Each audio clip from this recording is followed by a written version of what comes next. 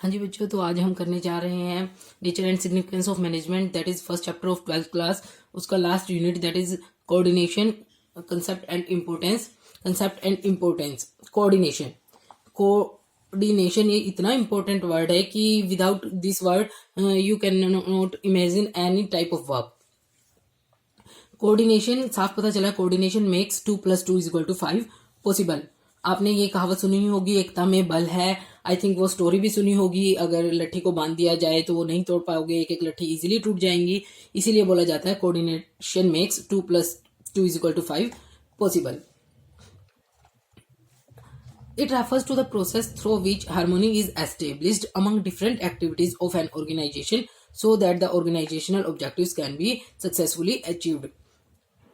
Coordination होता क्या है? जो डिफरेंट एक्टिविटीज हैं ऑर्गेनाइजेशन की, उन सब के बीच में हार्मोनी एस्टेब्लिश करना ताकि कोई प्रॉब्लम ना आए और हम ऑब्जेक्टिव्स को अचीव कर पाए easily, also known as synchronization of the resources. Coordination concept हमारे क्या कहता है कि it refers to the process through which, बिल्कुल सेम है ये हमारा कोऑर्डिनेशन। आप पता ये कि that is the synchronisation of various activities, synchronisation of resources. जो भी एक ऑर्गेनाइजेशन में डिफरेंट टाइप की एक्टिविटीज है, सब काम है, उनके बीच में कोऑर्डिनेशन लाना, दैट इज कोऑर्डिनेशन। इसके अकॉर्डिंग कुछ डेफिनेशंस हैं। फर्स्ट इज कुंटर्स एंड ओडोनेल की, ये आप कर सकते हैं। नेक्स्ट है हमारा मेन जो होता है जिससे आप कोऑर्डिनेशन की डेफिनेशन, मतलब उसका कंसेप्ट बना सकते हैं आप, कैरेक्टरिस्टिक्स ऑफ कोऑर्डिनेशन। अगर आपको कैरेक्टरिस्टिक्स पता है तो आप उसके बारे में सब कुछ लिख सकते हैं। First is coordination integrates group effort. आपको पता है एक बंदे के अंदर तो कोऑर्डिनेशन नहीं कर सकते ना हम, उसके लिए 2 या 2 से अधिक बंदे होंगे। जहां 2 या 2 से अधिक बंदे की बात आ जाए वो हमारा ग्रुप एफर्ट हो जाता है। तो इसके लिए ग्रुप एफर्ट को इंटीग्रेट करना होता है coordination. Coordination ensures unity of action.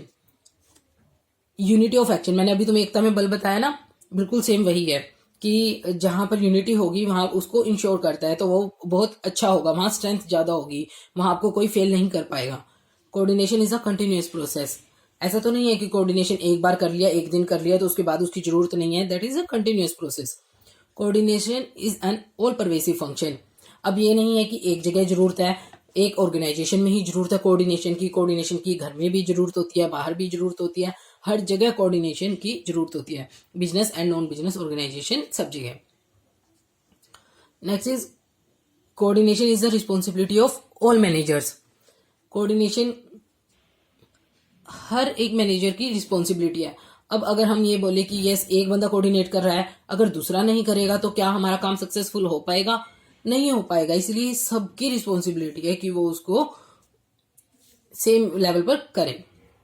Next is coordination is a deliberate function. ये होता है कि आपकी डिजायर होनी चाहिए, कि आपकी इच्छा से होना चाहिए। ऐसा नहीं कि आपको जबरदस्ती कह रहा है कि ऐसे करो। अगर आपके अंदर इंटरनल आप चाहते हैं कि यस ये ऐसा होना चाहिए, तब आप कोऑर्डिनेशन अच्छे से कर पाएंगे। Next is coordination is the essence of management. बच्चों ये जो है ये आपका एमसीक्यूज में बहुत आता है। What is coordination? Coordination is the dash of management. तो हमें 4 पॉइंट्स दे देंगे, एसेंस, समथिंग समथिंग समथिंग, तो आपको चूज करना होगा एसेंस ऑफ मैनेजमेंट। ये की टर्म है, ये आपको याद होनी चाहिए बहुत अच्छे से। Coordination is the essence of management.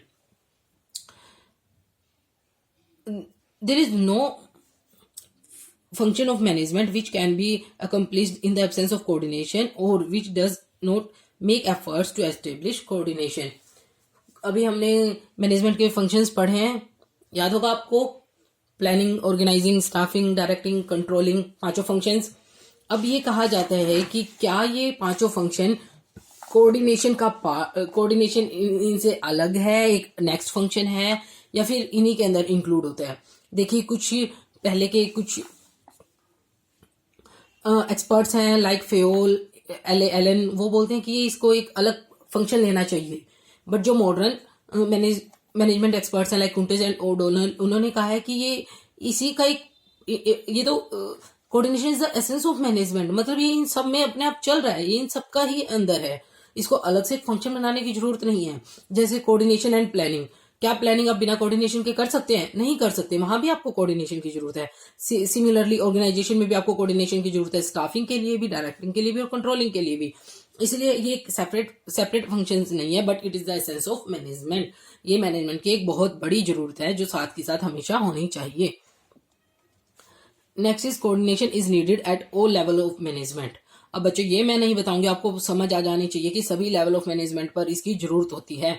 एक ले लेते हैं हम, वर्कर्स हैं।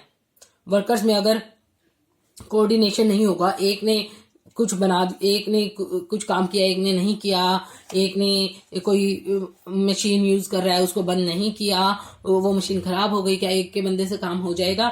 नहीं होगा। और बाकी लेवल्स पर आप खुद सोच सकते हैं इसको, बाकी लेवल्स पर आप खुद सोचना। Next is importance of coordination. ये भी बताने की जरूरत नहीं होती क्योंकि ये हमारा रूटीन डेली लाइफ में पता होना चाहिए हमें कि कोऑर्डिनेशन की क्या इंपॉर्टेंस है, बट हम यहाँ ऑर्गेनाइजेशन के वे से कर रहे हैं तो हम उसके हिसाब से देखते हैं। साइज ऑफ द ऑर्गेनाइजेशन, आपको पता है आजकल साइज बहुत बड़ा हो रहा है ऑर्गेनाइजेशन का, बहुत सारे डिपार्टमेंट्स होते हैं, उसके अंदर बहुत सारे लेवल्स हैं, वहां पर बहुत सारे वर्कर्स हैं, तो उन सब के अंदर कोऑर्डिनेशन लाना, आप खुद ही इमेजिन करो, यहाँ 2 बंदों के बीच में कोऑर्डिनेशन लाना इतना मुश्किल होता है, उन सब के बीच में कोऑर्डिनेशन लाना कितना इंपॉर्टेंट है। Next is functional differentiation. Functional differentiation कैसे?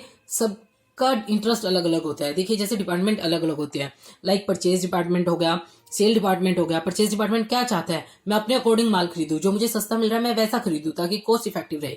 सेल डिपार्टमेंट क्या चाहता है? ऐसा माल खरीदे कि जो अच्छा हो, क्वालिटी अच्छी हो और मैं उसको बेच पाऊं अच्छे से। वो चाहता है कि मेरा माल ज्यादा से ज्यादा बिक जाए। इस तरीके से हर किसी का अपना अपना इंटरेस्ट होता है, तो उस इंटरेस्ट में क्लैश ना आ जाए, इसीलिए कोऑर्डिनेशन बहुत जरूरी है। Next is specialisation. आपको पता है हर कोई अपने हिसाब से काम करना चाहता है कि मुझे कोई ना टोको, मैं जैसे करना चाहता हूँ मैं वैसे ही करना चाहता हूँ। बट क्या एक बंदे ने अपने हिसाब से काम कर लिया, दूसरे ने अपने हिसाब से काम कर लिया? आप स्कूल में अपने फ्रेंड्स को देख सकते हो, जैसे एक ग्रुप एक्टिविटी दी हो, कोई एक कहे नहीं ऐसे होना चाहिए, दूसरा कहे नहीं ऐसे होना चाहिए, मुझे तो ये काम आता है मैं तो यही करूंगा, आप दूसरा करो, ये वो। तो क्या आप कर सकते हैं ऐसे? नहीं, इसके लिए कोऑर्डिनेशन होना चाहिए, मिलकर आपको करना होगा, तभी आप स्पेशलाइज्ड हो सकते हो, तभी आप ग्रुप में अपने अपने ग्रुप को खड़ा कर सकते हो। Yes, we can do it. Next is interdependence of different processes. Different process, अभी जैसे हमने किया सेल, परचेज, मार्केटिंग, इस तरीके की बहुत सारी जो अलग अलग प्रोसेस है, उन सब के बीच में इंटरडिपेंडेंट लाना, उन सबको में कोऑर्डिनेशन क्रिएट करना वो बहुत जरूरी है। इसीलिए विदाउट कोऑर्डिनेशन हम कुछ भी इमेजिन नहीं कर सकते। तो आप समझ ही सकते हैं कि इम्पोर्टेंस ऑफ कोऑर्डिनेशन क्या है। ये हो गई आपका first chapter complete, that was the last unit. Next हम करेंगे सेकंड चैप्टर।